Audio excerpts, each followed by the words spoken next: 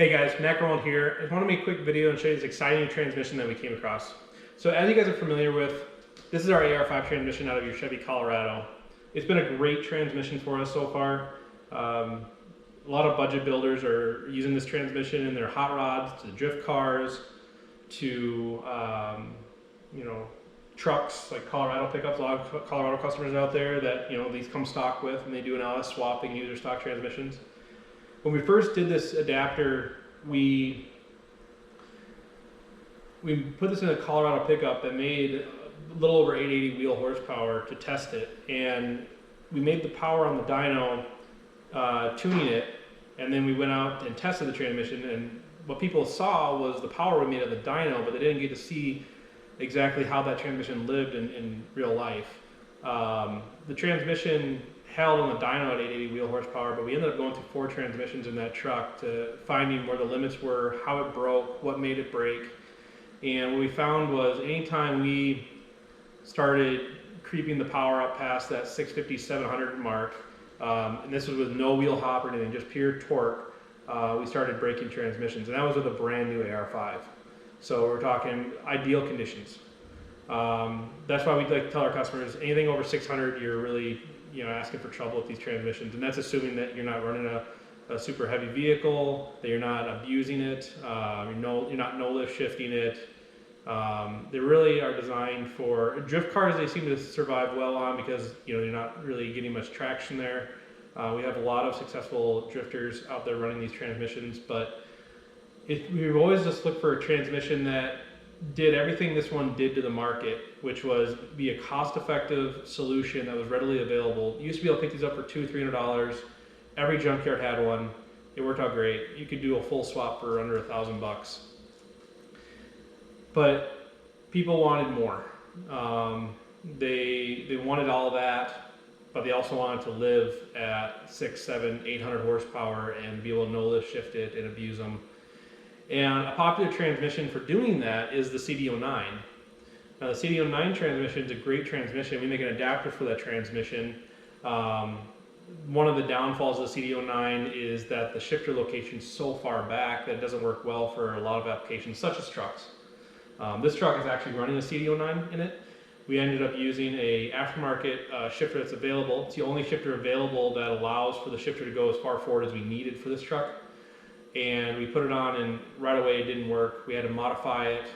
After modifying it, it was very difficult to find gears, and we ended up this has a bad fifth and sixth gear synchro in it, and I contribute that to the poor shifter in it. So we have it in here. We're trying to figure out what to do with it. If we're going to stick with a CD09, if we're going to try to find something else, and that's when I came across this transmission.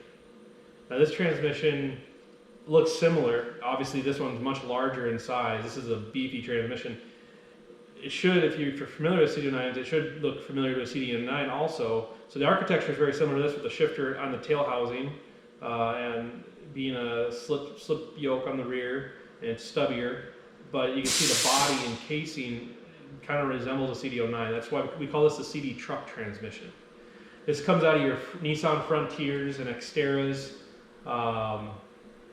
This transmission, I found 5 of them locally to me, and I picked up this one for $500 same day. So they're readily available, they're cheap, and they're based off the CD09. So this truck right here is making 880 wheel. We've tracked it, we've beat on it. Besides the shifter, it's been flawless for us. We love the CD09 transmission, but we wanted it in a different architecture at a lower cost and more readily available. That's what we have here. Now you might be wondering, okay, well, what's wrong with it? It can't be perfect, and it's not.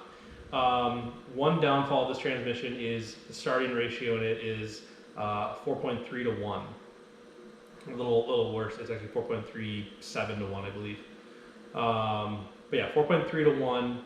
Now, second gear is a 236. You can look on our website, we have it there, all the gear ratios, but second gear is where most like of your TR6060s and T56s start.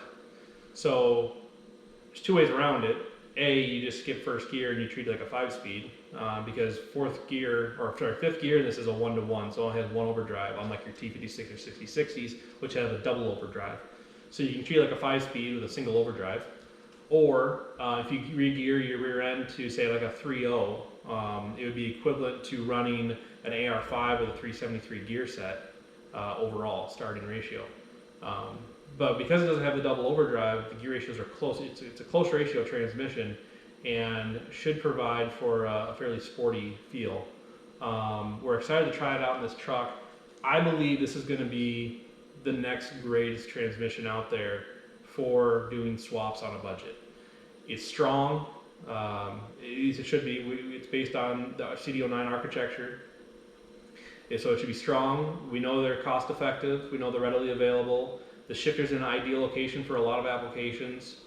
I think it's going to be a very exciting transmission to put in here, and we're excited to get the adapter up and going and get it in your guys' hands. So let us know what you think in the comments below, what you think of this transmission, and we'll talk to you next time.